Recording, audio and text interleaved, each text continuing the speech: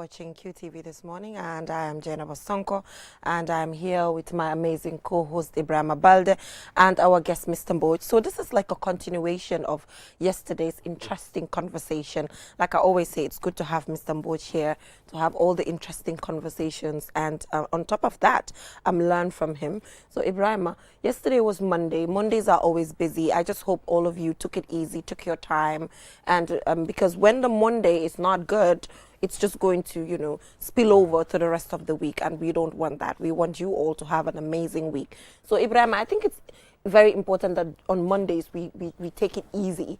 You know, Mondays can be very tense with a lot of workload and all of that. So how do you deal with your Mondays to ensure that your week is amazing? Because if Monday is not a good day, it's just going to have a complete spillover to the rest of the week, and you're not going to enjoy your week, and we don't want that.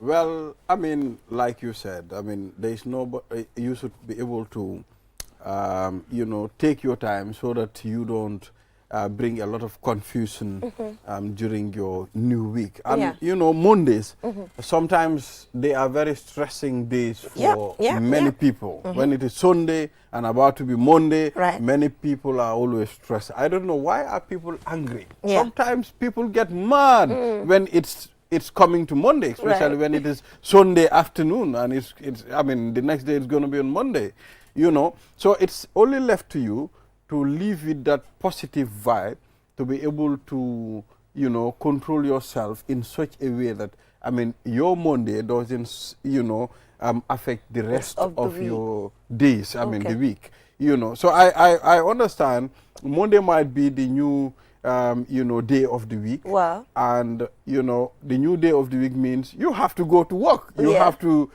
work is stressful, Janaba. Well, work is stressful, but it should not be. Exactly. It should be fun and exciting and everything. So it is stressful. So it depends on the environment you find yourself. Exactly. And the reason why I said work is stressful, you know, when you are doing a thing to get a result, it's always stressful. It is. I agree. You understand? I agree. Although it is a positive move, I mean, to do something, it is important for you to do something. You understand? But that stress inculcated with what we call, you know, external stress too. Stress of work cannot go with the stress of external forces. Okay, so Mr. Mboch, how do you deal with your Mondays?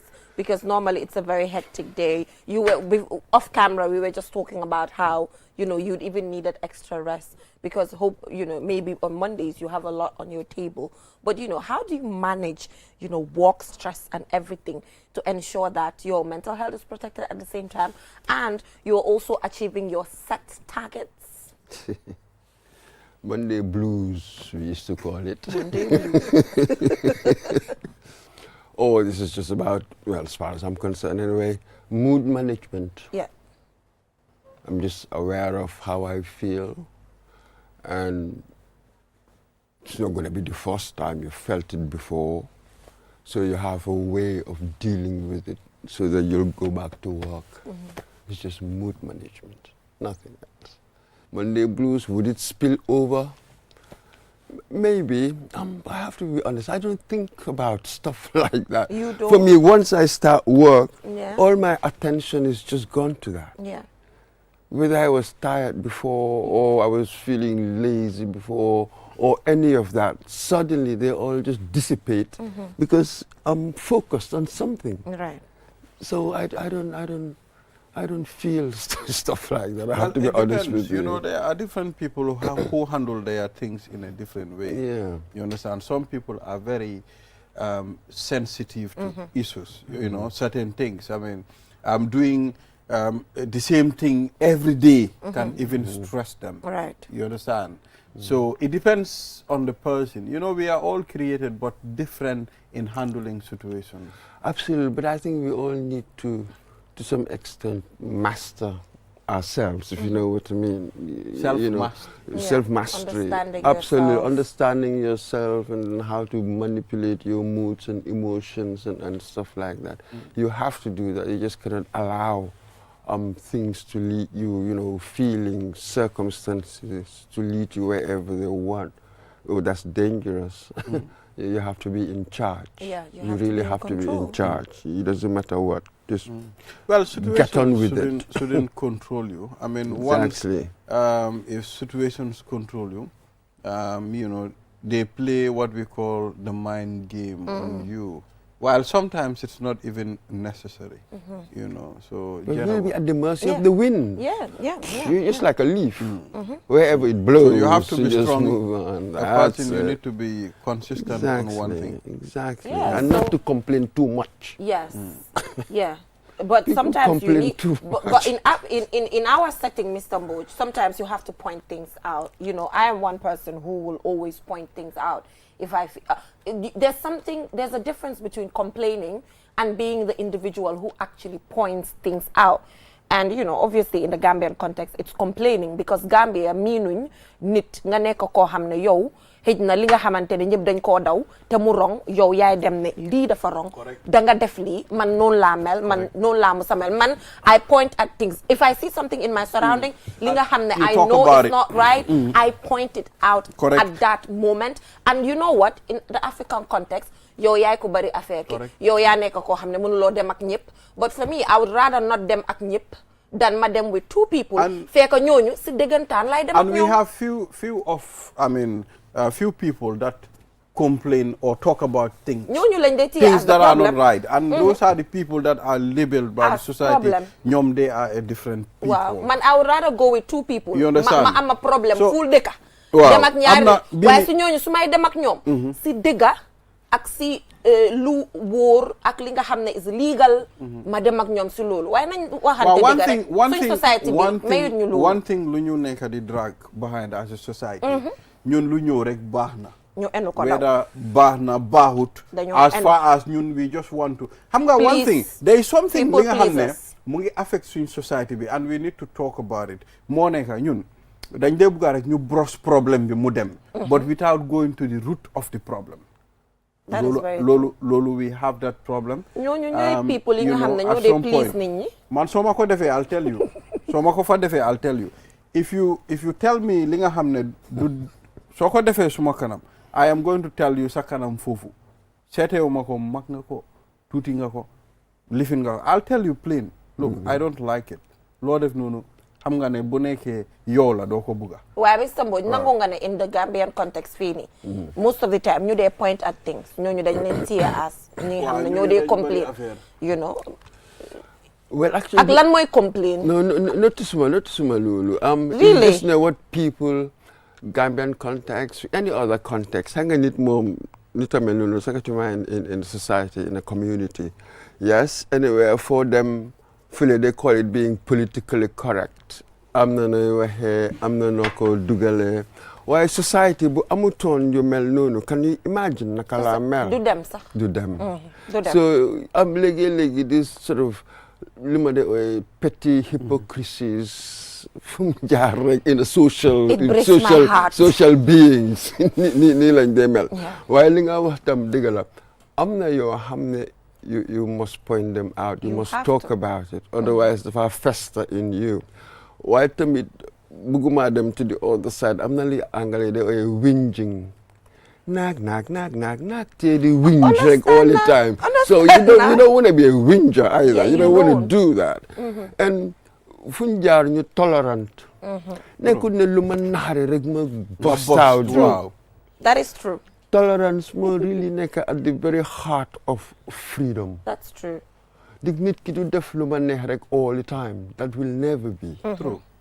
So these are some of the things that they help from the deal with. Okay, Mr. Mbodj, so man suma argument si loolu mooy I feel like tolerance dafa am different stages of how you can tolerate. dafa am fu moo em. Wow, come how, because obviously nit ki doo mën a nekk benn nit nga am ak problème hit na full dëkka because at some point so du tolerate yéena yu ndaw yi daf dee waral yow benn nit bi you have issues with a lot of people which I agree with, but like I said for me I would rather have issues with 100 move with a 2 ñi nga xamante ne when I move with them my conscience is clear and around them I can have positive energy because there's something positive energy and negative energy. When I'm around negative energy I cannot perform. I don't achieve man duma lee mun a achieve suma potential te man dama nekk façon nit boo xam ne tey suma demee ma gis that negative energy si Balde immediately dama la dee eliminate. That's how I do my work and it's been working for me. And the elimination does not mean if you need something from the person you wouldn't reach out to the person. Wow. But you would not go into conversations that are personal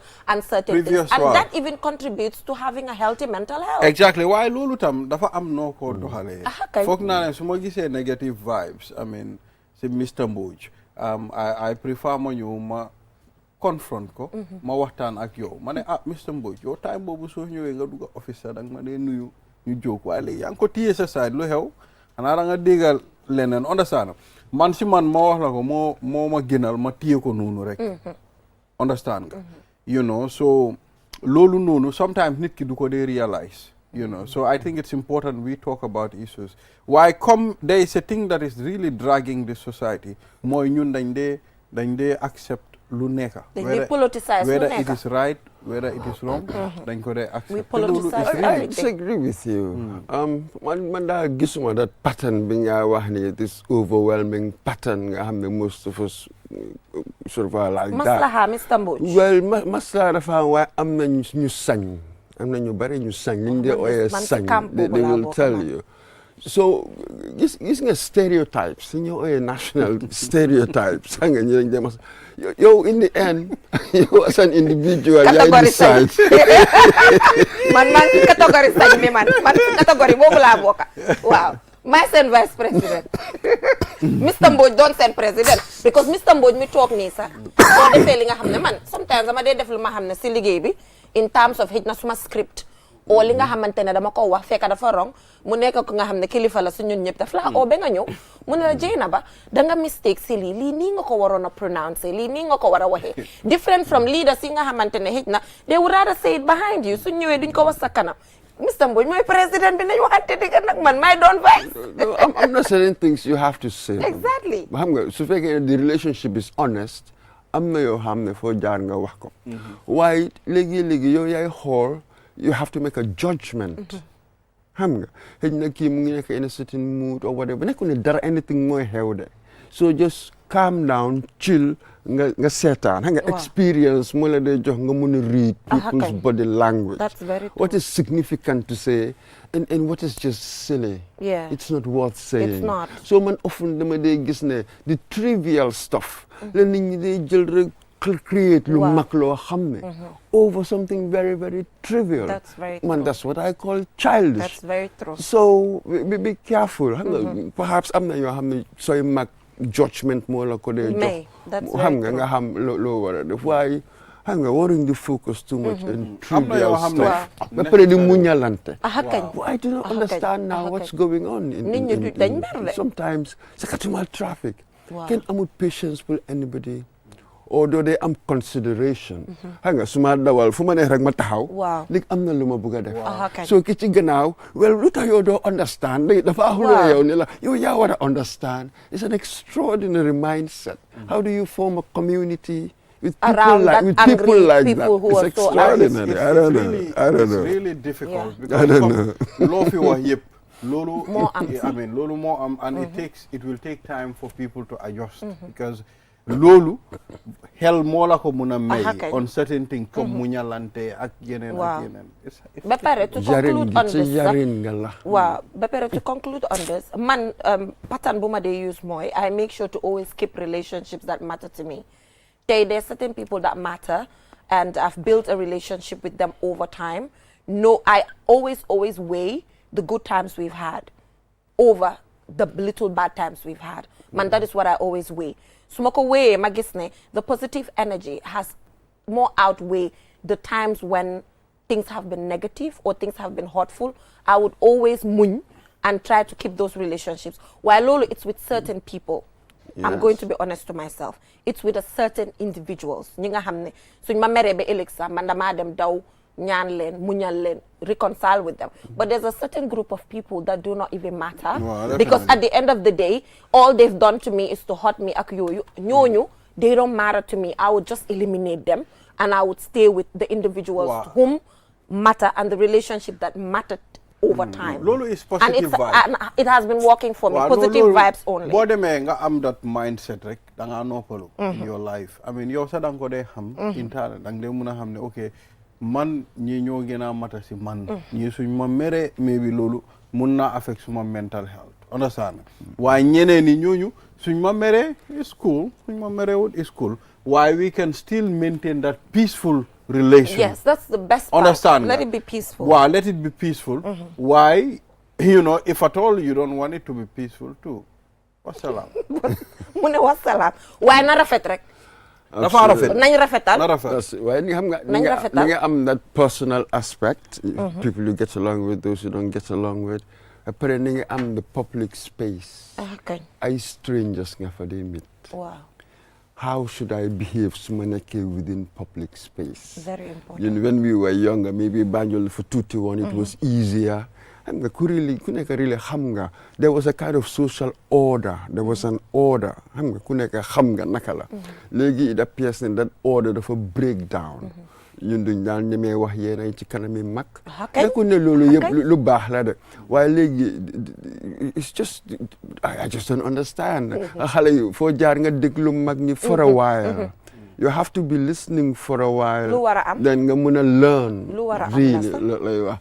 But jege dëgg in public space it seems that there's a certain breakdown yoo xam ne At man this léegi point. dama ragal xale yi. waaw dañ jar a fii ne ragal. nii rek ma daw. Waaw, I just xale yi dañ run jar a away. ragal moom, Mr. Absolutely. ay Xam nga te xam nga lu si gën a sad Ibrahima nekkul Mr. Mbodj rek a wax li I've seen a few mag yi nga xam ne they're doing well in society that ñun ñëpp ñu war a look up to dañ dee wax ne dañ ragal xale yi te loolu foogu ma ne it's something good for us because man foog naa ne each person ki nga xam ne xale nga war ngaa mën a am sa benn mentor bi nga xam ne kooku ngay déglu comme ni nga ko waxee over time foog nga déglu ku la fi njëkki loolu ma dama ko dee emphasize all the time you must have a group of individuals yi nga xam ne jiitu nañ la nga déglu gaay I think Mr. Mbodj that point is very important. Olof Njaay mu ne ki la jiitu si néeg bu lëndëm moo laa mun a dugal toog understand nga you know maa yéen waaru leen Well, I'm telling you. waaru leen waaru naa bu dee nga olof waaw soo loolu la mu ngi laa woon ne in fact there is a problem because bu nekkee dem nañ ba léegi mag yi ñu ne ñoom ñemewuñ xale yi Mr. xale yi dañ yaakamti understand nga xale yi dañ yaakamti one step at a time xale lu mag you know there is still a chance pour nga mun a grow da ngaa ndanka rek waaye mu ngi mel ni we are too in a haste to make it we are too in a haste to achieve our goals and there is no shortcut to success. Actually, really, gis nañ around the world, really, li gars yi dee ooyee the decline of deference. Xam nga amoon na time relationships, xam nga ku nekk sa status or sa position in the family and you mel noo di moo dee determine ñeneen ñi naka lañ laa xoolee. So xam nga sa your betters or sa mag ñi nga hold them in certain respect. Gis nañ a decline of deference. Granted, one accepts that. Why yet civility yooyu du dee dem civility mooy suma relationship ak beneen nit weda xale laa oo mag dafa mel ni civility sax lañ xamatut how are we bringing up our children at home? Very important. man boobu daf ma jaaxal trop as if ne xale yi ñooy yar seen bopp. Wow. So xam nga man li ma gis ni we will lose. Xam nga li ñoo ooyee the youth dividend. I agree. You will certainly have a lot of kids doing brilliant things. Yeah. Waaye tam soo moytuwul li nga am a lot more. That is just gonna right go there. ñuy waste. Absolutely. Waaw wax dëgg Just wax the dëgg. drift. ba léegi ñu doon yar seen xale yi ñu ngi yar seen xale yi True. ba léegi am na kilifa Oh, du jeex du xaaj. And you know what, Mr. Mbodj, I'm so happy na danga laal topic bi xam nga lu tax man previously bi maa mag si community because grew up in Fajara bi mag nga ba pare waaw man bi maa mag la mag la. bi maa nekk xale very young nekk xale bu ndaw si koñ in our community Fajara man du ma daan dégg saaga Yes. to be honest man mënuma saaga Mr. Mbodj man xaw ma saaga naka lañ ko dee constructé man fi ma yoroo musuma dégga nit construct saaga yi ma dégga right now te yëpp young people yi ñoo dee saaga gisuloo benn mag bu toog di saaga C'est que suma taxi. Waaw. Taxi driver. saaga bi nekk si dëkk bi is too much saaga bi am si dëkk bi dafa ëpp. Absolutely. te xale yi ñooy saaga. man bi ma nekkee xale du ma daan dégg saaga. ba pare nuñ gaawee si saaga ndey. dañoo saaga I don't understand soo leen di waxal sax. waa xam nga dañoo toog construct saaga bi dip nag. yi nga xamante ne man musuma koo dégg where I grew up ñun foofu saaga amu fa. yar dafa baax. it's important pour yeneen yi sax su la ko nit waxut nga xam ko. yeneen yi loolu yow human being bi sa yaa ko dee mun a filter. nga xam ne this is good for xam nga the society or not understand nga nit da nga war a xam loo war a wax si public ak loo warut a wax waaye yow loo bugga ngay wax loo bugga ngay lifin it's a problem. nooy gis nga bu ñu la ko jàngal doo ko gis. loolu la su ma dee ànd ak Mr Ka suñ general manager. waaw da ngaa gis xale bu taxaw di ñaan lif ni ngay romba rek mu ne la toll table ñun mu njëkk ba dañ naa ne papa doo ma may lii. xam nga am na nañ dee waxee su ko defee. du feel like pour taxaw. da ngaa romba you don't feel they don't know. am na ñu taxaw foofu rek ñu ne taboo ko to mu ñëw bu ci boori moto mu ne doo ma yóbbu taboo ko to mu ne ko non dama jëli taxi.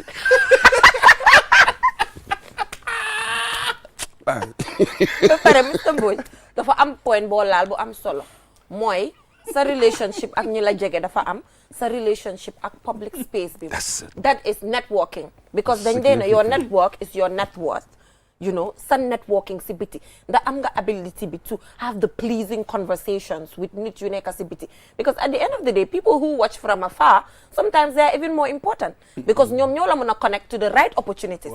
So da nga war a xam man ñooñu fi ma leen teg sa teguma fa kenn because ñooñu fi ñu la mën a yóbbu xëy na ñi la jege sax mënuñ laa dimbale to that extent ñooñu ñoo amee the opportunities ñooñu ñooy unlock bunta yu tëju yi so ñooñu da nga war a xam tey buñ boo demee si networking event naka ngaa ndanka nit ñi man ñooñu maa leen mën a ndanka Mr Mbodj maa mën a ndanka nit ñi si biti am na ñu dee wax ne am na ñu dee wax ne sa caractère mooy sa destiny li wax ji yëpp loolu la li nga mel li nga doon loolu nga dee play out mu jeex foofu nga endo bee xam nga so if you think ne you know or yaa ngi whatever demal rek aduna nga laa seetaan aduna sa kanam waaw nit ñi si biti daal dañ am solo nit ñi si biti ndanka leen dañ ko bàyyi xel ba ñu acknowledge suñ sponsor yi waaw Lido coffee Olinda tea bi ak cow milk waaye dégg naa ne ku bëgg a cow milk nga nag yow gabu waaw gabu moo jeexal meew bi kon ka gabu naan na suñ meew bi yëpp but a very important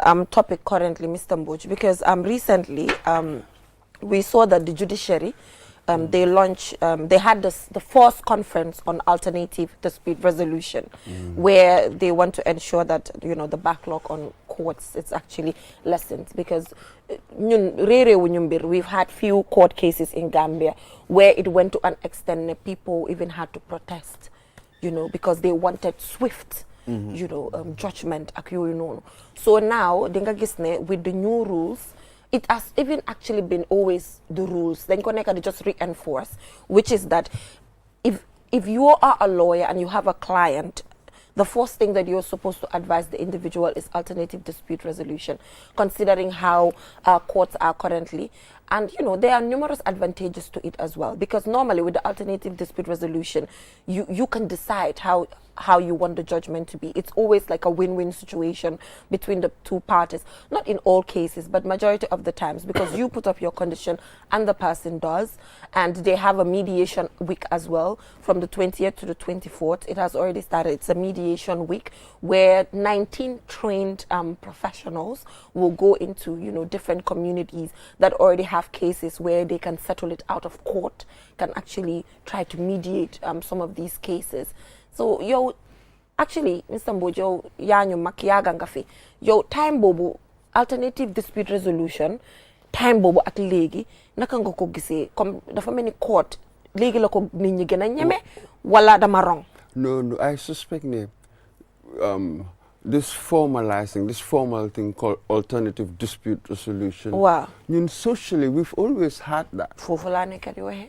You know what I mean? It's embedded in the society. Wow. So everything the police or even court, all the time. So it is inbuilt. Yes, so it's kind of like a formal institution. Fine, formal practice. On certain offences, you're suited for that. Wow. Not talk, discuss, move on. Yes, there's a backlog. We have to be honest. Among the resources, problems, them court. Why really among the resources, and it is true. Justice delayed. They said it's justice denied. That sort of talk. So that is good. About these things. In the to alternative dispute resolution, where party feel pressured. Wow. Wow.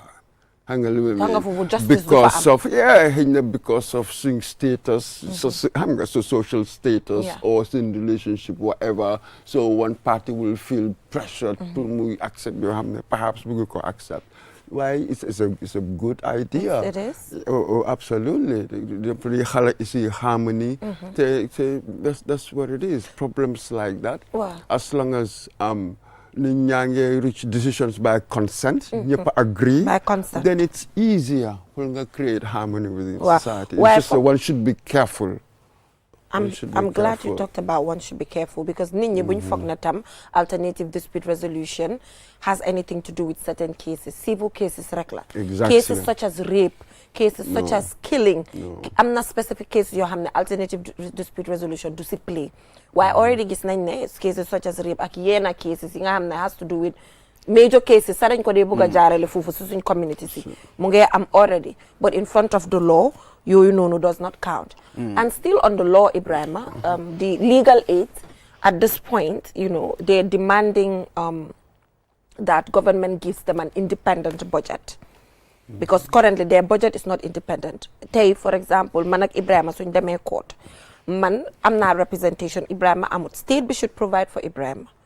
Why di nga gis ne Nala Sen Bopa, they've been here, legal aid, and they talked about the different challenges. Why for now you to certain cases? No, you to certain cases. Now murder, in murder, then they provide a legal aid. Would they amulo? Would they amulo halis? Yes. Wa bobu tam strictly on certain cases. Why nyom tam nyunge wahne, they want to be more independent. In terms of budget, in terms of structures, So kodefe man, I feel like lolu so ame dafa gina bar pour client bi nga xamne mom mo amut representation, because if the budget is proper, you pay lawyer bobo properly, then Coco will come all out. Because most of them, they are voluntary. Well, I think Guy mentioned on this program on several occasions. Wow. Come send luñ de lifin ci xaalis. Sometimes they fekk ñom ñoo de taxaw ñuy voluntarily to do certain things. So they mentioned it on this program. Suñ amé li nga xamné daf leena jappalé sen liggéey bi dafa gëna dem. So I think that's a very important thing to do. Obviously, without money, what can you do? The independence you're talking about, yes, man, I support most of these bodies, public bodies. Then you are operational independence, operational autonomy. There's no denying that. I think you work better. Otherwise, soccer amulrek, the other body below control, so much would interest them again follow than really what you ought to be doing. There's no denying that. Yes, we see how one can increase their budget, give them a budget, yes, for them to be independent and do their work properly, well.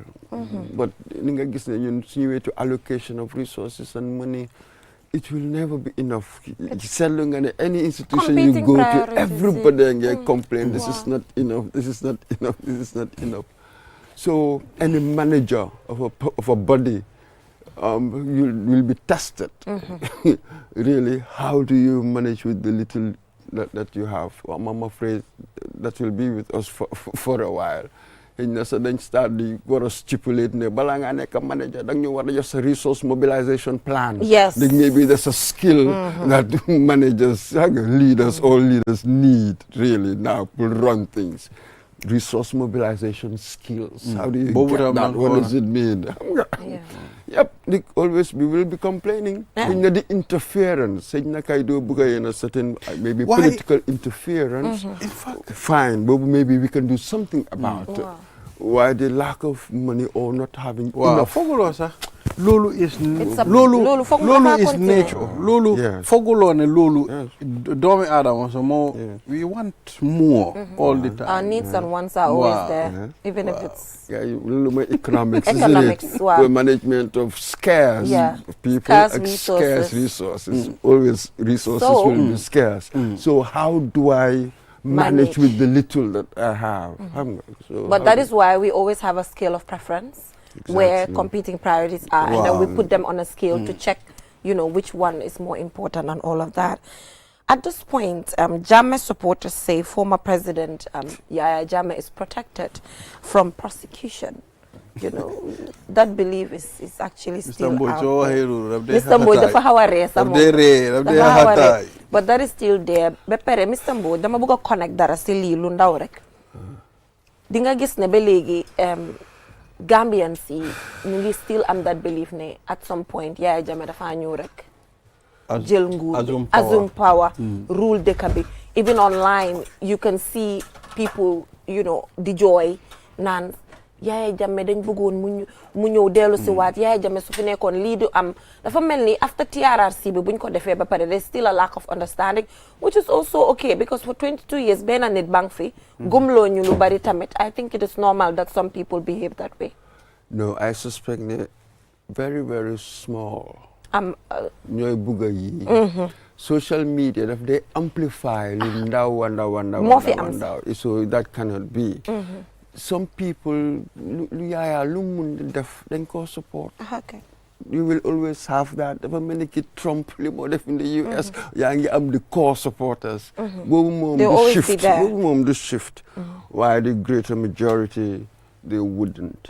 Yaya dina ñëw or du ñëw based on what? What is the evidence? What am I going on? Pull more form these judgments.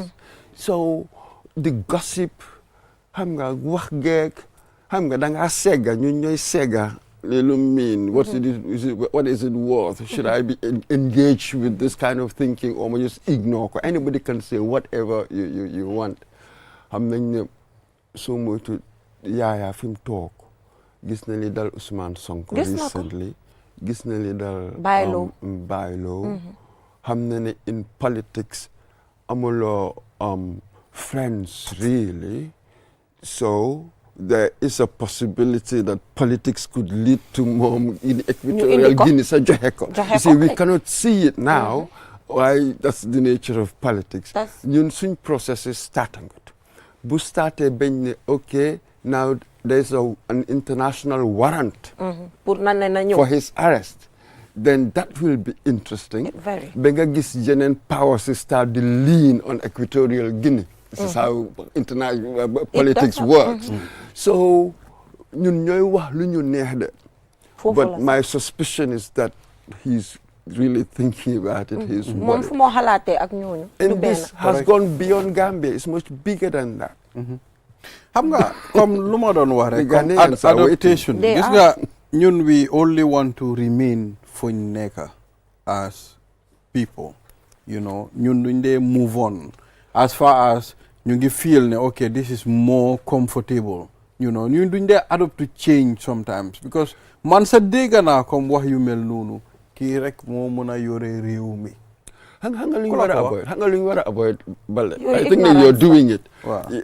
ñun nekkuñ a monolith. As in ne ñëpp a ngi xalaatee nii yaa ngi am different segments. I know. Variety, divergent views ñoo fi nekk. So be careful which of those divergent views yow nga jël to be the general one. The reason lu tax ma ne ñun okay it's Gambia. moo tax maa ngi wax xam naa ne there are people who are not thinking like that. Because man personally man du ma dee xalaatee noonu. Understand nga waaye soo gisee ma generalize ko pour ñu xam ne Gambian bi.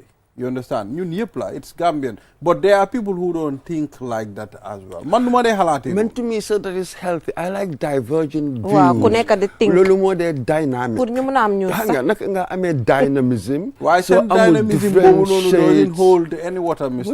What does that mean? déedéet waaye loolu foog mu am Balde. Divergent views bi moom du ñaaka de.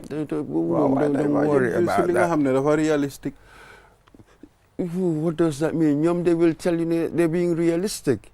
Yow tam ni nga wax some things keneen ne this guy is not being realistic. Lii subjective judgment la. Subjective judgment nag mënuloo ci nix ku nekk dina am fu li moo wax dafa nekk ne perhaps li ñu foog ne dem right. Mr. Mbodj xam nga ne yow man dama la bëgg. Waaye. soo ma saanee bullet rek la dee ne dama la bëgg. soo ma lifinee rek mu ne la ne dama la bëgg. waaye man loolu sànniwuma bullet sax di.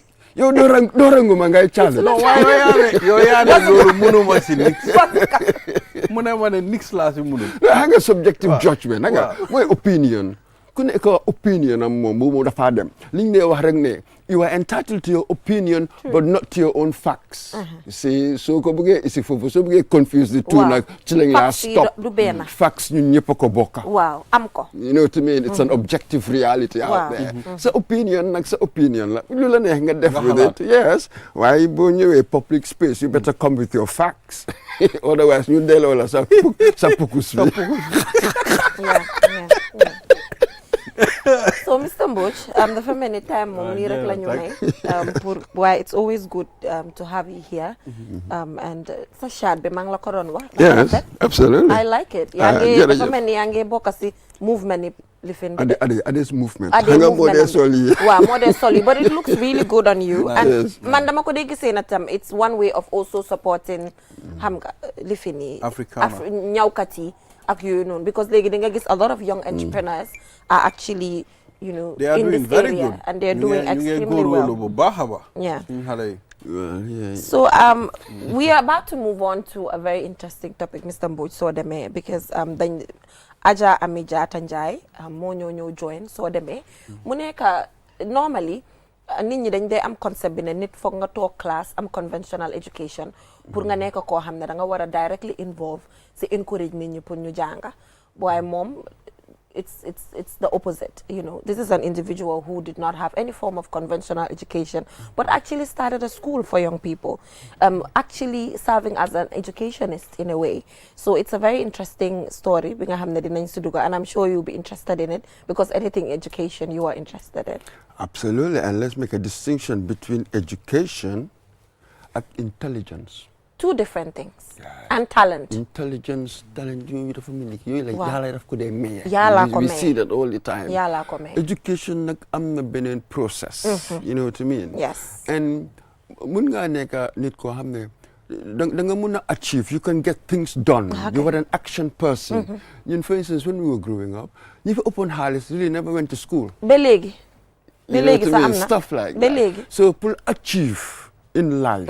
It's beyond. Goal. Yeah, it's not limited by your formal education. No. Then use the example fee be so. Bari na sax, bari na do hard to am na professions yoo xam ne fu ma jaar mag dem get educated like medicine, engineering, law. You have so to learn. the professions, absolutely. Waaye bu ñëwee to life achievements. It's way beyond Xam nga being innovative, being pioneering. Loolu is about my intelligence, my imagination. Loolu nag doo dee xam fu mu dee jógee. Okay. They are gifted. So for her, I think it's description being a Joheni. I feel like she fits perfectly in that description. Ibrahima, the talent, the intelligence, and the passion to actually achieve set goals. Passion is key, and that is what this woman has. Key. But Mr. Mbodj, thank you so much for joining us. So ko defee nag soo demee xam naa yaa ngeen naan coffee waaye bugga naa nga yokk si lido coffee bi. Soo demee nga yokk lido coffee su ko defee nga gën a war a mun a sawar. Absolutely. Waaw. Di ngeen ma tàggal sax. ñun rek ñun ku toog suñ boor Mr. Mbodj yow tamit. Mbodji. yow gis nga lido fi mu nekk nii lido tea lido coffee seen price seen lifini seen sales yi dafa skyrocket. Absolutely.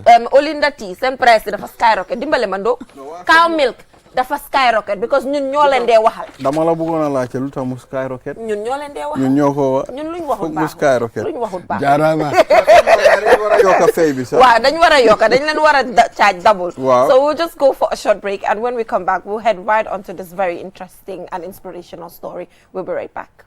The future is now with QCell's 5G network. Experience speeds like never before with our new 5G Rocket Fixed Internet plan. Get speeds from 10 Mbps to 100 Mbps. Your 5G-enabled devices Walk into QCell headquarters to get one of our 5G routers and experience the true feeling of 5G. Only with QCell. QCell brings you the future. Tech, innovation, incredible speed. The future is now. For more information, call our customer care on 111. QCell, Sunyabus. We innovate, others follow. Terms and conditions apply. QCell mooy suñu boss. QCell mooy suñu boss. QCell mooy suñu boss. Soro. Go, ebe dawa full network suuta tili QCell. Ni lafta diamla wati jamala mune diata QCell. Most reliable network dumala keta wati QCell. Wo quality man nyon soto jam pona manke QCell. Hani be wulo ni farole kono walante be bakono jala fayola network ko se taria QCell suñu boss. Ñu fi njëkka indi 3G ñu dellu taxi 4G plus and now we bring you 5G. 5G. First and only 5G provider. Itella follow adi doron nesa keno. Gambia bela nyon tawo fele QCell. Ko fasunta buka busi QCell. Itella moldi milka kukutol nati Gambia. QCell meta lori la kilianol yele imanyina amanda wala itella ka quality dila dadi ma itelle silo wala wodol mume be keno ma. QCell sunyu boss. QCell sunyu boss. QCell sunyu boss. QCell sunyu boss. Connection be bambandi QCell sunyu boss. QCell most innovative QCell sunyu boss.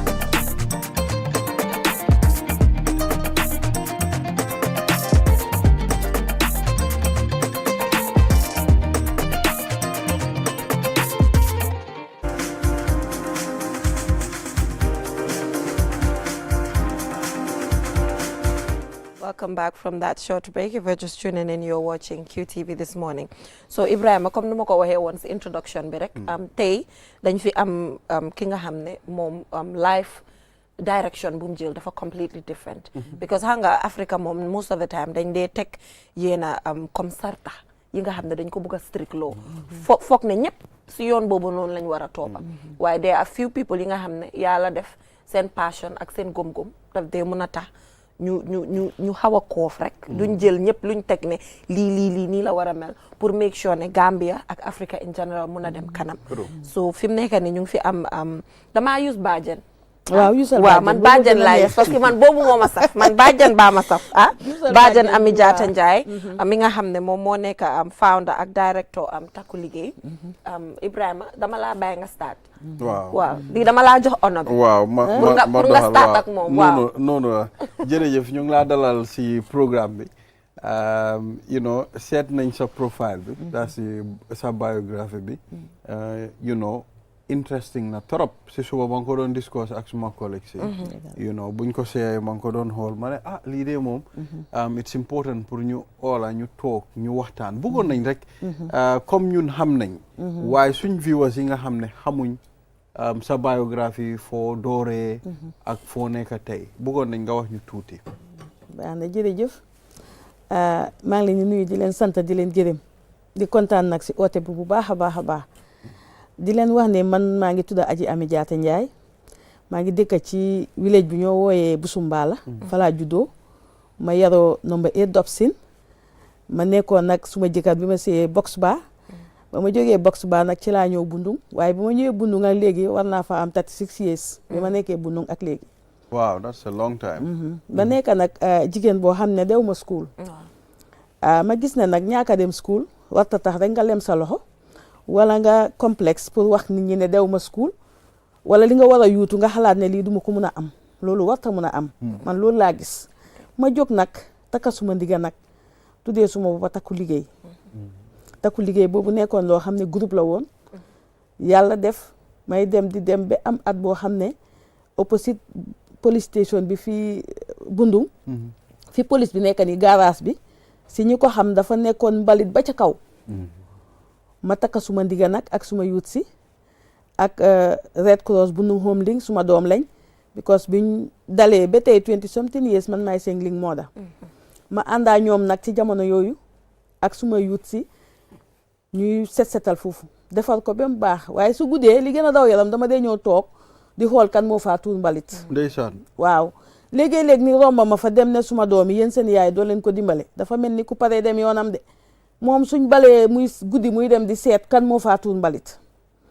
suma doom yi wax ma ko ma ne leen dew ma suma yoon de dafa nekk ne ñu ngee bale te su ma ko seetut dinañ guddi dañ faa tuuraat mbalit soo xaaral rek may def loolu su ma guddee rek ma dem toog fa ba waxtu yu sori ba ma gis ne léegi ñëpp tëdd nañ ma dem tëddi waaw ba yàlla def ma génnee li fa nekkoon yëpp mu am lu tuuti lu fa desoon diggante Red Cross bi ak Gamtel bi fekk SDF ñëw Gambia fii docteur Yoro Balde ñoom maa ngi leen di gërëm di leen sant ma àndaa ñoom di won jigéen ñi lan mooy SDF booba ñu ngi wër di jàngal jigéen ñi saabu xay saabu nimtiri di leen dimbale ñuy liggéey ma àndaa ñoom ba mu jeex nag ma jàkkaarloog docteur Yoro Balde benn bés ma ne ko man de skill center laa bugga moo ne ma skill center ma ne ko waaw mu ne ma loolu moom doy na waar di madame ma ne ko ma ne loolu laa bugga mu ne am nga laan ma ne ko laanang ci loxo yàlla ma dal di dem ci mayor Abdoulaye Konté ma ne ko Konté jula mu ne ma ne ko kuy liggéey de ku la fay nga bugga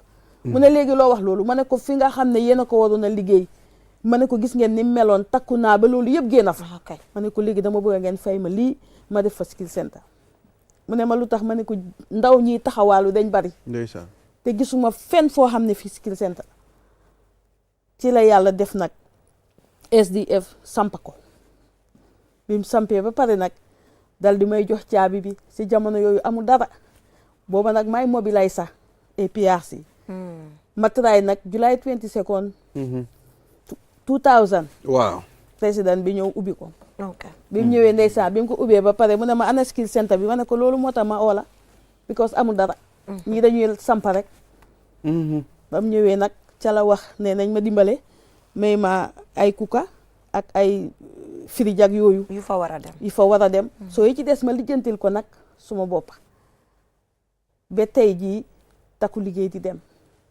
ma tireen nag ay 1000 xalel amul hôtel bu nekk Gambia fii wala restaurant fooy dugga te doo fa gis takku liggéey su dem muy si bitim réew nag ak si biir réew mi ba cruise bii ki fa gañe woon Passion of the Year ci seen biir gaal bi suma school la jóge ñu ko wax laa Allah waaw that's amazing so mu nekk loo xam ne nag ma jëlee ko fu sore sori di ñëw ak moom ba egsi fii tey bi maa ngi dooroon di def hotel management léegi maa ngi def salon maa ngi def ñaw ba pare English computer yëpp mu ngi ci biir di ko santee nag yàlla di won nit ñi ne ñàkk a jàng loolu sa wërsëg la yow mi ko defut danga ko war a santee yàlla jéem ki jàng tamit wërsëgam la mu santee ko yàlla mu jéem yéen a ngi wax ne gis ngeen suma profile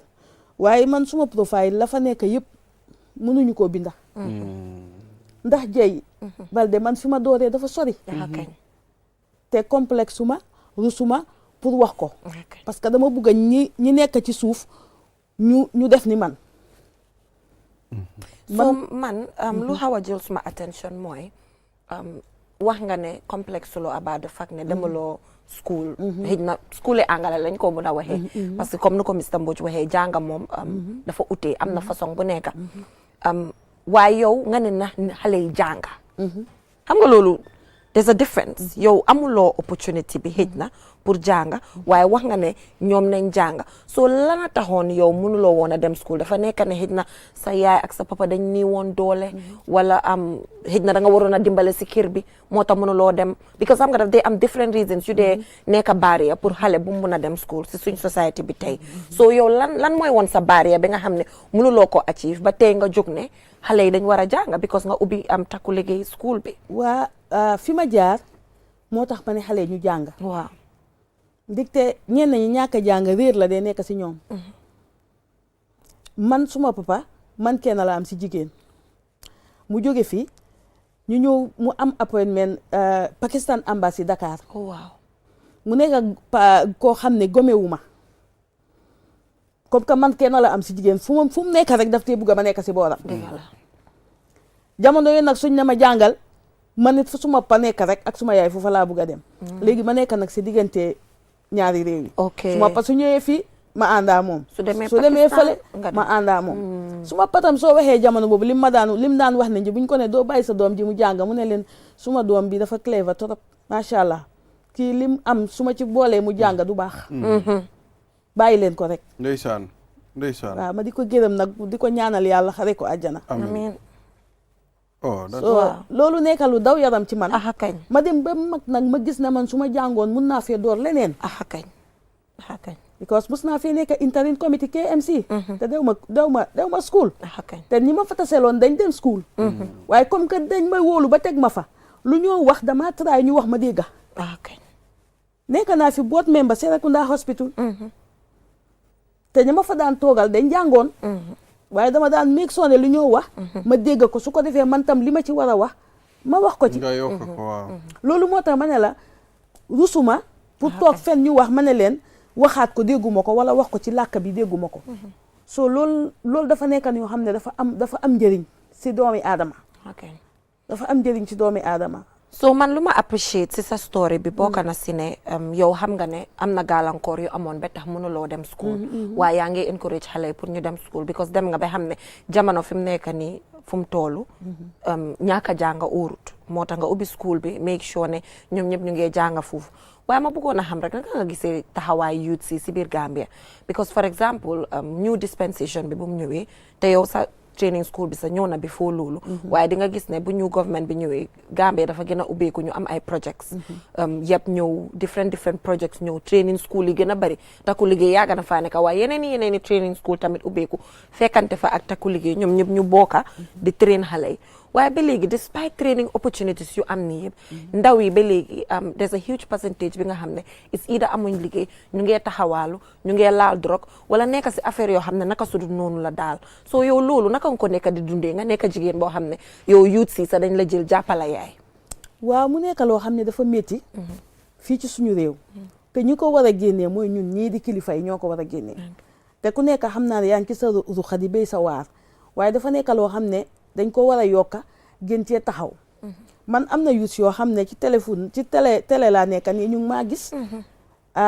bi nga xamee ne ñu ngi nekk ñu jaar takku liggéey ma gis leen seen am na ñoo xam ne seen yaay dañ leen indi ne mun a luñ leen dara naa leen dimbale ma nekk koo xam ne nag suñ biréegee xale yu góor yi buñ demee ba léegi dañ ma ko dee tooñee dama dee toog si bunti school bi xaar leen comme break time la génn nañ suñ ñëwee ma jóg taxaw ku nekk ma ne la ma fóon ku nekk ma fóon sa gémmiñ su ma fóonee sa gémmiñ gis na cigarette la wala leneen yow moom di nga am punishment boo xam ne ba pare ma jël xale ñu ñeme ma ba nga xam ne lu nekk dañ ko dee mën a wax am man ba pare lu ma leen aayee dañ ko bàyyi parce que def naa cofeel boobu suma diggantee ñoom waaye man li ma wax rek ci nga wax ni ci nguur gi na gën a takku dimbalee yuut si dimbalee jigéen ñi gestu ndaw yi parce que ñii ñooy magi ëllëg réew moo gis fa mu war a eggu fa rek ndaw ñi ñoo des gannaaw parce que ñun mag nañ ba pare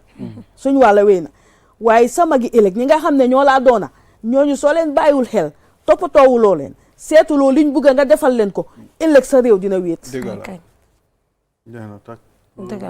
dañ jàppale ndaw ñi parce que ñoom la ñu yaakaar nit ki nag ki nga yaakaar da nga koo dimbale xale la maa ngi nii ba may ndaw su ma amoon xel bi tey dama war a jàng dama koy def soo ñooñu réer gi ma réer réeruloo sax waaw mun na am loolu la parce que su ma amoon xalaat bi naaw papa man réer de su ma amoon xalaat bi naaw papa man damaa dem school daa du dégga xaj na man li ma daloon jamono boobu moo dal xale yi tey soo buñ leen bàyyi ñu dem nañ leen téye li gën a daw yaram mooy baag wee bi gis nga li ci xale yi di daj mu métti lool métti ci njaboot mi parce que xale yi koo wax ñu da moo gën a teral suma waajur nguur gi nañ fi def ay facteurs yu bare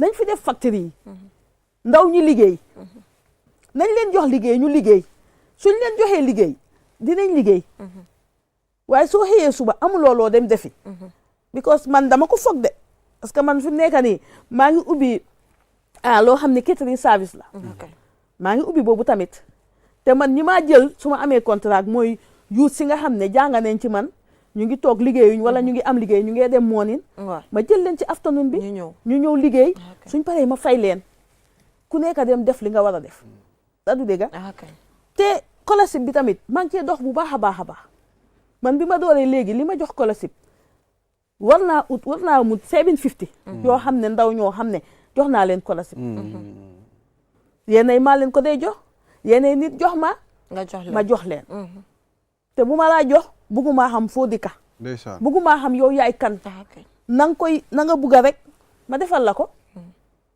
waaw mu ngi am ndaw ñoo xam ne dañ demoon ba bugg a réer dem ba am doom foog ne foofu la seen àdduna yem ma wàññi leen ba léegi am naa koo xam ne mu ngi ci school bi mu ngi jàng te kooku ba ma waxee ooyee yaayam ne ko téyel ko doomam mu ne ma kii du baaxati ma ne ko dina baax fi mu nekk nii mu ngi baax mu ngi jàng soo loolu yëpp sant yàlla la ndaw ñi waruñ leen a caaxaane jigéen ñi waruñ leen a caaxaane de waaye nañ bàyyi xel bu baax ndaw ñu góor ñi ak ndaw ñu jigéen ñi parce que réew mu suux rek ñi ci suuf ñoo dëgërut kon man réewi Gambia loolu laa fee wax waaw bëggoon nañ tam ñu waxtaan comme sa liggéey yow ak jigéen ñi comme sa liggéey as a woman as well waaw su ma liggéeyee jigéen ñi man maa ngi dimbale jigéen ñi ci seen jafe-jafe néeg maa ngi leen di dimbale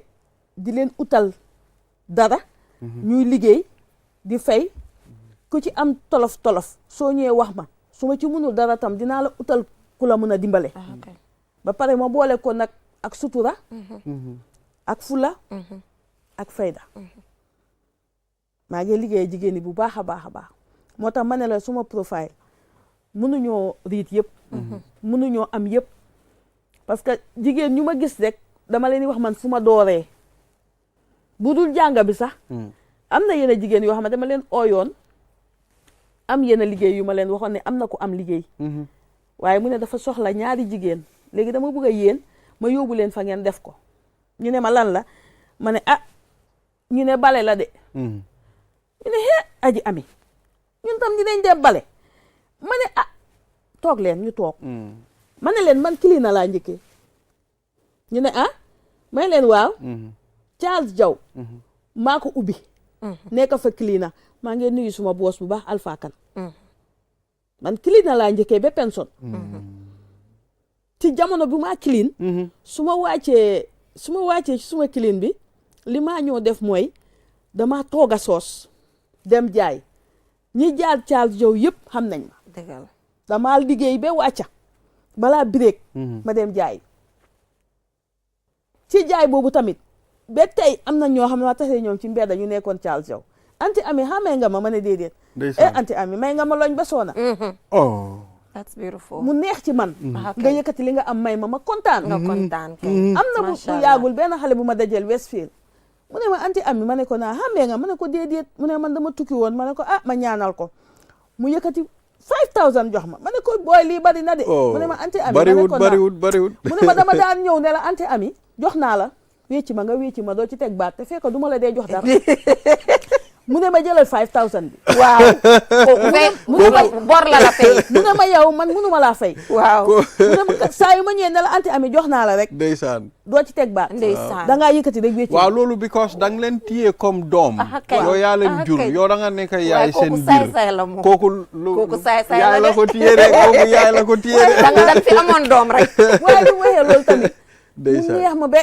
ma kontaan ma ne ko déedéet waaye nag su fekkee lii da nga ma ko may dinaa ko jël de waaye bu dee loolu mu naa ma ne ko baal naa la ko dëgg la ma ne ko because yenn saay daf maa leer na joxu leen ma ma ne ko waaye nag waaw situation ma leen dee wécci leen waaye daf ma dee leer ma ne ko da nga fa ne du ma ko daan xam ma ne ko xaj na yeneen du ma ko dee xam waaye yeneen di nga xam dama ko dee xam rek bàyyi gas waaye dama leen dee wécci rek ngeen dem ndeysaan mu nekk lu daw yaram mu neex loolooy dëgg soo xam nga moo tax bu ma waxee loolu jigéen ñi ba pare rek ñu ne kon anti ami xaaral ñu dem liggéey ko waaw ñu dem liggéey biñ liggéeyee tombé julli di ñëw parce que kooku dafa amoon contrat waaw ñu fay leen xaalis ñu dem toppatoo seen boppa toppatoo seen néeg toppatoo seen njaboot ba léegi dañ dee ñëw ne ma anti ami soo amee wax jox nga ooñu kañ ma ne leen jigéen warta jomma dara lu mu def pour dimbale njabootam kañ waaye anti amee ma bëggoon tamit ñu dugg si affaire politique tuuti.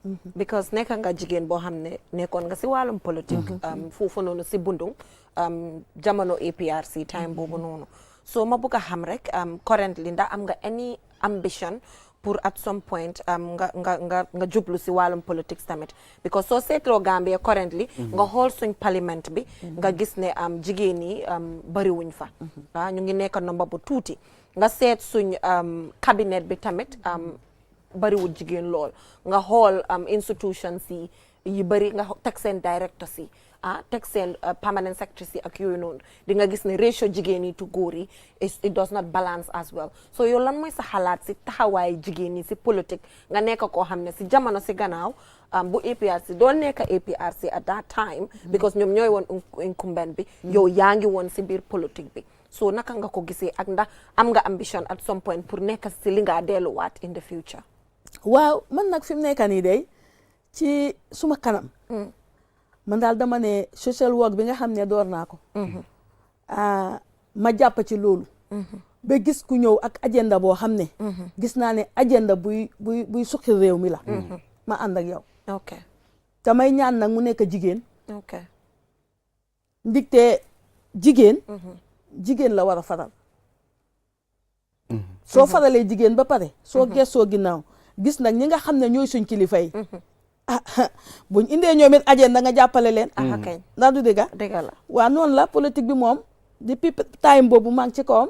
because nekk naa women mobiliser. jóge ci nekk naa National Women Council. 8 years nekk naa PRO National Women Council. te time maa nekk councilor man maa nekk focal person KMC yëpp. maa ko amee. kay dëgg la. te ba tey nag jigéen joo xam ne jóg nga taxaw.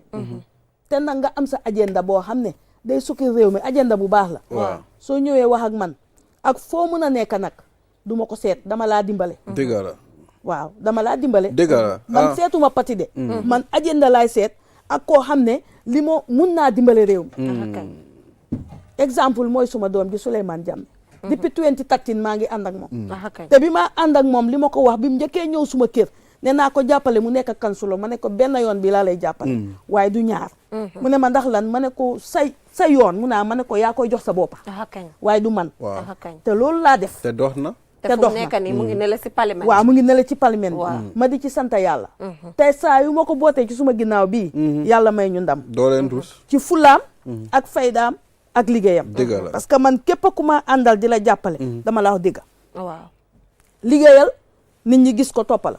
soo liggéeyul nit ñi duñ la topp. dëgg la parce que kenn moomul kenn. dëgg la. waaw man nag ci loolu laa toog. fi mu waaye nekk politique bi moom doo si delluwaat.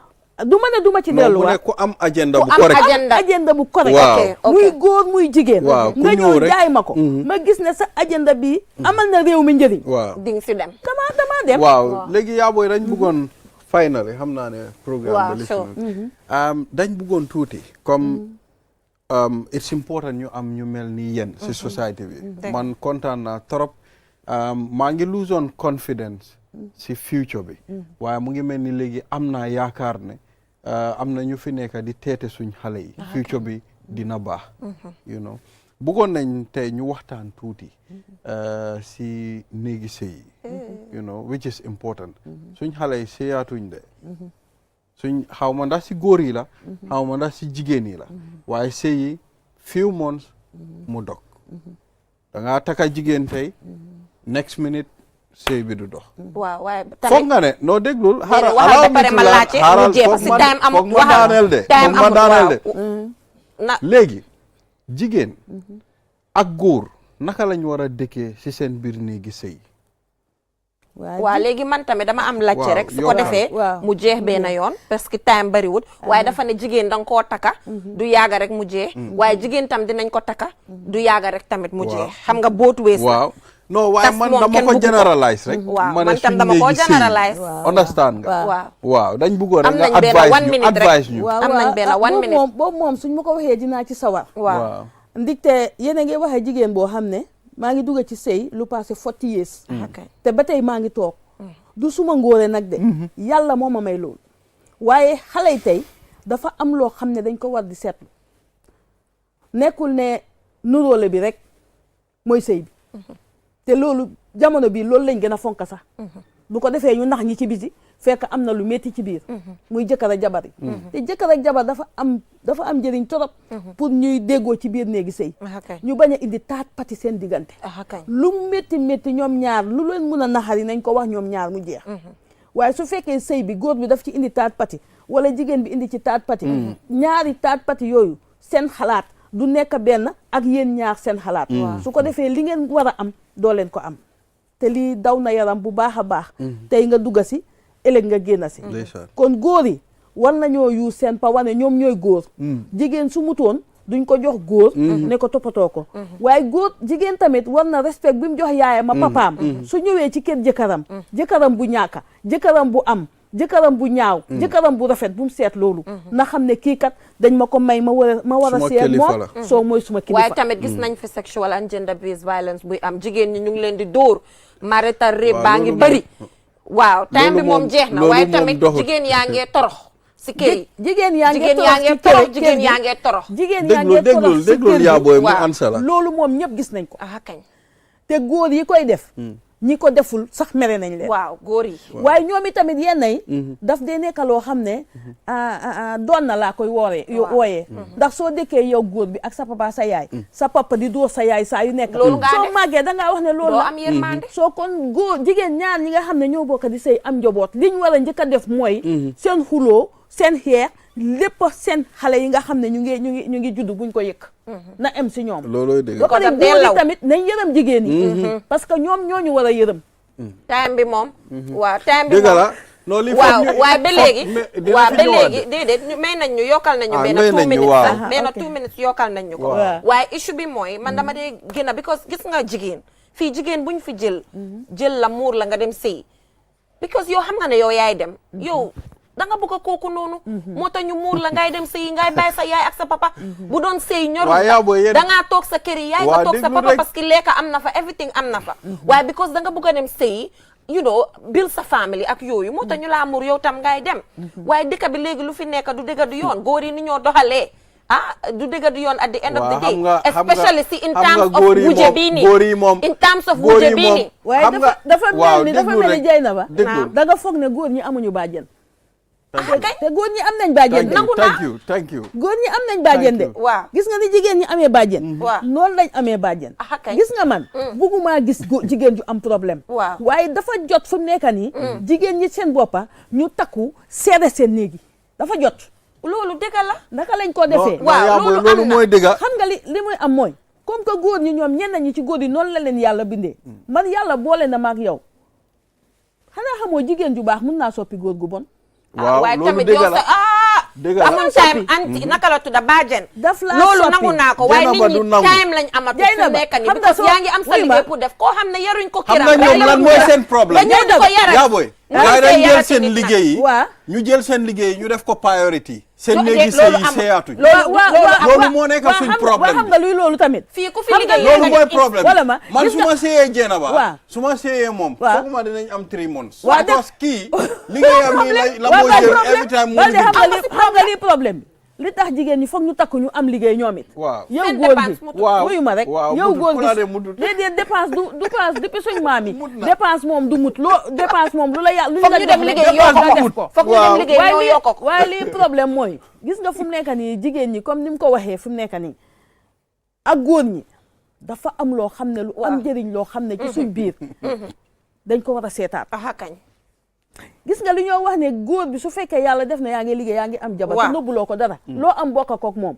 wallahi kooku tam dina am fu mu tolloo yow mujjee waaye su fekkee yow da nga am sa jabar su la laajee nga ne ko dara nekku nga nekk Samba Arab nga soo gisee may wax nii jey ci góor yi man Paradise Foundation bi maa liggéey gis nga ni ñoo amee kees ci jigéen noonu la ñoo amee kees ci góor am na góor bu ma teg léegi nii mu ne dañ ko dee duur jabaram daf ko dee duur loolu am waaye jërëjëf góor ñi tam sonn nañ kay am na góor goo xam ne su ma ooyee damay jooy baajen yow ñu ngi laa congratulé si sa liggéey bu rafet bi nga def di la si gën a dooleel ba pare si jubluwaay bi nga jublu si jigéen ñi because ñun ñoo nekk the most vulnerable group ndimbal bu munti am si ñun lañ ko war a channel góor yi dañu am nañ doole am nañ kàttan dañoo dem fenn for themselves ñun mënuñ koo def ñun yàlla si boppam moo ne nañ ñu yërëm nañ ñu jox nañ ñu teral te aya boobu rek ngeen xam nag. so fu mu nekk nii Aya dañoo boobu jël moom xam break ngeen ko. dañoo dem jël break rek suñ fi dellu seewaat am nañ fi another set of guests waaye jërëjëf anti Ami. kontaan naa bu baax a baax jërëjëf. ci li ngeen ma ootee ma jeex ñëw na time baa jeex.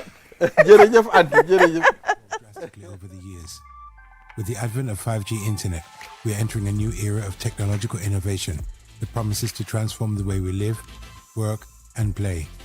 5G internet is capable of providing data speeds up to 100 times faster than 4G, making it the ideal solution for streaming high-quality videos, playing online games, and downloading large files on the go. 5G internet is already transforming cities across the globe, powering smart cities, self-driving cars, and virtual reality experiences that were once thought impossible. 5G internet is also paving the way for Internet of Things, allowing for seamless connectivity between devices and the creation of a truly connected world. For the first time in the Gambia, QCell is bringing tomorrow's technology to you today with the launch of QCell 5G Internet. Get ready to experience the out-of-this-world wonders of QCell's 5G Internet. For more information, call 111. QCell. We innovate, others follow.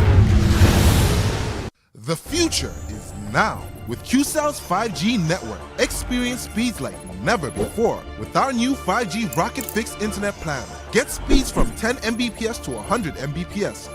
Your 5G-enabled devices. Walk into QCell headquarters to get one of our 5G routers and experience the true feeling of 5G. Only with QCell. QCell brings you the future. Tech, innovation, incredible speed. The future is now. For more information, call our customer care on 111. QCell, Sunyabus. We innovate, others follow. Terms and conditions apply. QCell mooy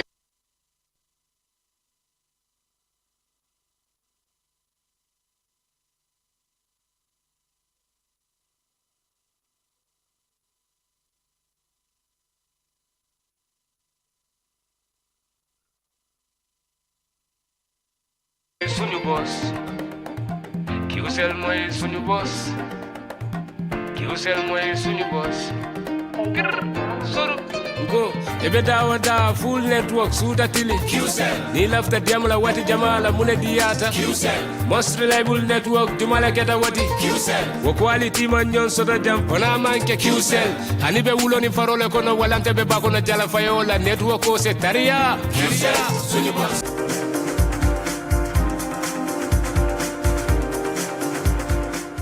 Welcome back from that short break. If you're just tuning in, you're watching QTV this morning. So after that heated debate between me and Ibrahima, but dinañ ko settle tedu léegi sëy bi dina am 1 year xam nga 3 months now waaye dinañ try ma am 1 year but we're joined by officials from the Aliou Sajah Foundation. If you've actually been following QTV, you would see that for the first time in the history of Kirmama, they have the first health center there, and this is built by the Aliou Sajah Foundation. Health is a very, very important component of our daily lives, and they've supported Kirmama, which was very historic. If you look at the faces of the villagers, you will see how happy they were that for the first time they have a health facility of their own. They don't have to travel far and wide to look for health support. But thank you so much, gentlemen, for joining us here on the program. Ibrahima, do you want to introduce your guests, or we allow them to introduce themselves? We'll start from there. Yes, exactly. I'll prefer us to do this in the local language. Sure. Because we're talking to Locals, our people around that end. Sure. It's important. ñu ngi leen a dalal si programme bi. am na solo lool pour ñu waxtaan liggéey bi nga xam ne moom ngeen nekk di def. bëggoon nañ ngeen introduce seen bopp. Let's start with. Salaamaaleykum mbokk yi.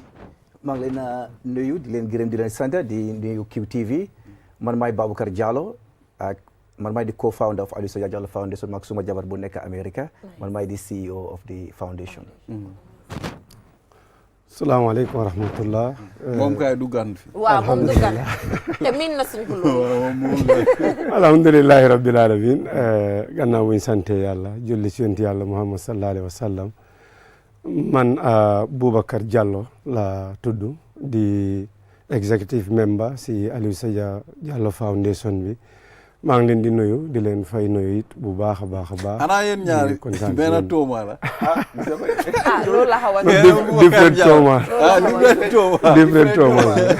waaye Ibrahima man nu ma xamee because man organisation bi mosuma koo dégg waaye nu ma ko xamee daf ma neex torop because dama ko xam si Force Health Center bi nga xam ne moom lañ sampa biir Kër Mama mi nga xam ne ñooñu local si dañ daan am pour travel far and wide pour dem uti health support waaye léegi ñu am ko seen biir dëkka waaye balaa ñoo starté foofu rek xëj na war nañoo mun a am brief history pour xam lan moo la drive pour nga start organisation bi ban scénario moo happen si sa surrounding bi nga feel ne da nga war a start foundation pour dimbale nit ñi si dimbale boo xam ne ñoom seen benn dërëm du si dugga naka la commencé.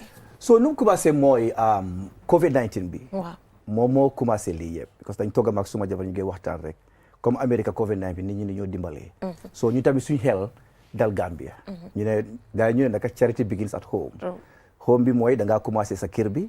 nga dem si mbedda bi nga dem si dikka bi nga dem si district bi nga dem si division bi nga dem si country bi dem nga dem in the world so maag moom nañu decide ne let's start from home ñu seet naka la ñu dajalee lu ñu yàlla mayloo rek ak nit ñu baax ñi naka la ñu dajalee soo ñu dimbalee noonu la commencé then ñu envision loolu noonu ñu nekk di waxtaan ñu seet ok léegi next step bi naka la ñu defaat yàlla wërsëgal ñu school bi tamit ñu am problème ni lekka bi mënuñ ko fay yóbbu because of waañ bi moo baaxut nettuwaatuñ so suma jabar yaay mu nekk ne you know what man dinaa sponsor waañ bi affaire bi foundation bi yëpp basically foofu la starté so loolu moo tax ma leen di wane ne the engine that drive the Alieu Sadia Jallow Foundation lu ko yóbbu yëpp mooy suma jabar mooy jigéen yi Balde bii nag maag Jenaba la waaw nga dedicate ko si ñun because xam nga ñun we are creative leaders ñun fuñ xalaatee mu baax waaw ñun fuñ xalaatee mu baax waaw macha allah waaw noonu la commencé so yaayam moo ko sponsor then from there mu ne man you know what foog naa daal dañ war a ubbi a foundation te moom moo isi di name Alieu Sadia because Alieu Sadia moo nekk suñ mag moom legacy bu mu defoon boobu lañ war a continuer so ñu tuddee ko Alieu Sadia nag si la jóg nag ñu nekk dream nag. so Alieu Sadia mooy kii. waaw mooy suñ mag. ok waaw kii mooy suñ mag mu ngi dee yàlla mu ko jël 2009. waaw in Spain. fekk mu ngi study. waaye moom dafa nekkoon ni koo xam ne education ak health. loolu moo nekkoon yëfam. moom daara ji ba pare yóbbu ay xale Sénégal pour gars yi dem jàng. so pour toppal legacy bi nag ñu ne léegi nañ ko ubbil foundation. den ñu maaj ñaari foundation yi mooy America ak fii waaw. That is amazing. Why you also focus fii nii because seen latest organisation bi comme ni ma ko waxee man soo gisee ma xam ko because of Kër Mama. Force because it's very catching. Force Health Center for the first time. Waaw it was really catching. So mun nga ñëw loolu naka ngeen ko plané ba ngeen àgga si stage of léegi finishing of health center bi ak yan jafe-jafe la community bi daan jànkuwanteel before health center bi di ñëw. Very well jërëjëf Jenaba. mbiri health center bi lu ko indi mooy coono bu nit ñi daan daj ngir mun a access garab wala mun a access health center si fuñ dëkkanale Kër Mama ak dëkk yu ko wër yëpp du Kër Mama rek gannaaw foundation bi dafa focus trop pour dimbale nit ñi si luñ gën a soxla mooy benn si jàngal xale yi wala seen jàngin nu mu gën a yombee si yéen si ñoom ñaareel bi mooy wàllu wér-gu-yaram ndax wér-gu-yaram dafa am doole trop si nit soo wéru doo mun a def dara soo gisee ñuy yëngatu di dem ak ñëw dañ wér waaye ñu wérut lu ñooy tal mooy seen wér-gu-yaram ñu ne loolu nag nañ si taxaw Kër Mama fu mu nekk juróom-ñaari yoon wala juróom-ñaari dëkk la seen yoon yi ñëw dugga biir dëkk bi juróom-ñaari yoon tamit ñoo génn dëkk bi si dafa ruxe fu mu nekk ba pare lopitaan bu ñu gën a jege Kër Cerno la Kër Cerno yoon bi soo ko waree jaar léegi raay da sax pour mu jaar ko problème waxuma sareet waxuma moto dara du fay mun a dem jigéen ñi surtout jigéen ñi suñ nekkee si yëfu jigéen dañ say sonn guddi la lay dal soo xoolee guddi ñu war a jóg ku lay yóbbu sax doo ko mën a am nañ fa ay scénario yoo xam ne jigéen dina am doom si kaw yoon bi fekk si kaw sareet la ni moto bike dafay eb jigéen di ko yóbbu si kaw moto bike bi mu dal ko ñu war a taxaw mu am doom si façon yooyu noonu wala koo xam ne sax mënuta dox mu ngi si feebar su ñëwee ba si sala bi dañ koy wàccee ñu téye ko ba jàll sala bi ñu éggalaat ko mu mun a dem soo loolu foundation bi ne lii warugal la léegi pour mu am léegi foundation bi nii lañ jógee ñu ne nañ commencé ndax loo commencé wu doo am yoon buñ koy xelaat rek lañ amoon waaye buñ si dogoo nag ba commencé ko yàlla ubbi buñ tey from America moom ak jabaram dëgg ñu jàpp si bu baax a baax ñu ne dinañ def lépp loo xam ne war na si matériels waaye dëkk bi it jóg VDC bi ba si alkaali bi ñu ne lépp looy xam ne léebo la ñoom dinañ ko def dëgg la depuis si muul bi ñoo dëkk bi ñoo génn ñoom ñëpp ñu muul lu nekk tabax bi su ñëwee ñu mën a tabax ñooñu ñëw ñi mënta tabax nekk si léeboras dëgg la ñu jàpp si bem samp tey bañ ubbi ko tabaat ñi fa demoon si ubbite bi ñu ne ñun ñaa ngi naan help post waaye lii health center la dëgg la bëggoon naa yokka tuuti balaa ñoo continuer xam nga hospital infrastructure bi am na solo waaye lu ko doxal mooy nit ñi nurse yu faa nekk ak docteur yu faa nekk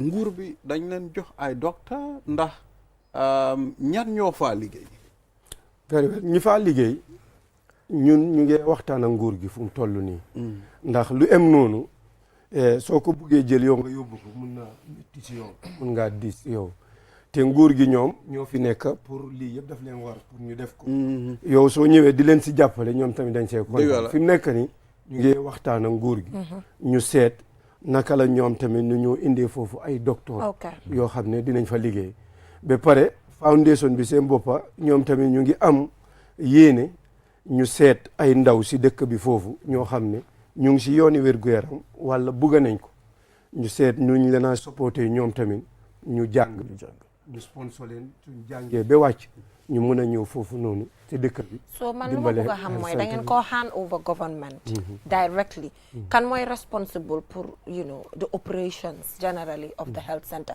fi mu nekk nii tabax ngeen ko da ngeen koo def official handing over to government wala ba léegi da ngeen di oversee the operations of the health facility no du ñoo def rek dañ ko hand over government because of alali nit ñi la alali district bi la alali division bi alali réew mi la so ñun lu ñoo def dañ ko bill duñ ko bill as private dañ ko hand over to government dafa nekk a public entity so government ñoom ñooy take over ñooy yóbbu seen nurse ñoom ñooy yóbbu seen doctor ñoom yóbbu seen equipment and then equipment ñun as a foundation dañoo support gars yi comme ni ñoo supporté yeneen organisations yi waaw lu ñu am rek lu ñu yàlla wërsëgal rek ñu isi ko foofu noonu because ñu ngi am ay bagages yoo xam ne ñu ngi ñëw ñu ngi si yoon just to furnish it ñoo so government take off from there waaye when it come to implementation ñoom ñoo ko amee ñun lu ñoo def mooy as a supporting cast mooy pour dimbale gars yi rek naka la ñuy fonctionner exactly I mean I think it's important to pour ma yokkal leen comme da ngeen a seet seen nit ñi boor boobu luñ gën a soxla si wàllum bagage si nga xam ne ok lii dafa war a jógee depuis fii mu dem ba Serekunda pour ñoo def lu mel ni ay scanning ak yu mel noonu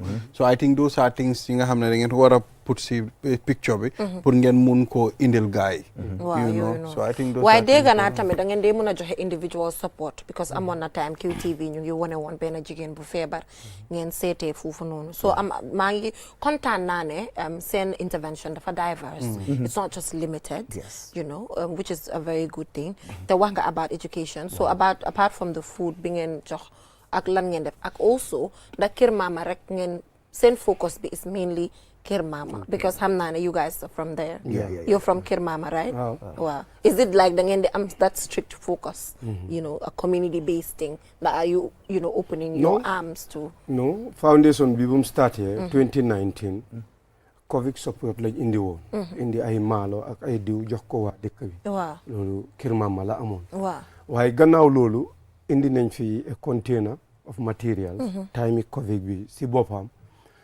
lopitaan yu nekk foofu yëpp am nañ comme SEO am na keroog seen ambulance bi ñëw na ñu duy ko ba mu fees ñaari yoon ñuy dem di ñëw Albreda the same thing am na Kër Thierno Health Center ñoom tamit am nañ yóbbu nañ ko ba Kiyang ñoom tamit benefit nañ so dafa diverse ndax sooy dimbali nit ñi fu ndimbal foo ko gisee rek wala fi mu laajee rek mën nga ko faa def ndax ñun ñëpp benn waa finally dafa mel ni benn 1 minute rek lañ am lan lañ war a gën a mun a séentu si organisation bi in terms of intervention areas because def ngeen project bii nii muy Kër Mama Health Center bi mu nekk xaalis bu bari nag because ñun ñëpp réeréewuñu mbir na bagage suñ fa gis à quite quality te it's a lot of money so fu mu nekk ni xam naa yéen a ngi jéem a defaruwaat pour intervene si beneen area ban area la moo doon fu mu nekk nii ñu ngi dem education mooy school bi waaw parce que am na yenn bagage yu ñëw dañu bugg a at least def a lab science lab si school bi loolu lañu bugg a computerize ko so loolu moom is paramount right now loolu moo nekk suñ target right now waaye comme nu nga ko waxee nii di wéy ñun du ñoo demee comme lu nga Balde dina delluwaat si jeene ba tamit suma jabar moom dream la daf dee segari mu sa dream jabar waaw moom sax dañ ko war a jox shout out moom naka la tudda Aspasia ok moom dañ ko we should give her some shout out you know appreciate nañ torop intervention am bi waaw moom loolu la de daf dee dream dara rek mu ne ma ne you know what we can do this we can do it waaw ñu bàyyi ko si jigéen ñi noonu lañ façon dañoo tëdd di génte di def façon jigéen boobu la ñoo ut nag bi nga xam ne góor bi su géntee rek mu ne ko ne mun nañ koo def waaye dafa mel ni fi mu nekk ni time jeex na waaye ñu ngi leen di jaajëfal Alieu Sadia Foundation ba pare di leen ñaanal yàlla gën leen a may resources pour ngeen gën a mun a open up ngeen invest in different areas because Gambia soxla na ko torop as a developing country ba pare léegi gis nañ ne Gambia community based projects yu mel nii mooy doxal réew government kese mën a koo def foog ñu am ndimbal one way or another pour ñu mun a dem ba pare ñëpp mel ni citizens yu mel ni yéen nga xam ne you're giving back to your community in every little way possible kii nag gisangu ba mu def dara waaye maa ngi koo xaar lan la nekk def base parce que moom waa base la thank you so much for watching bye for now bye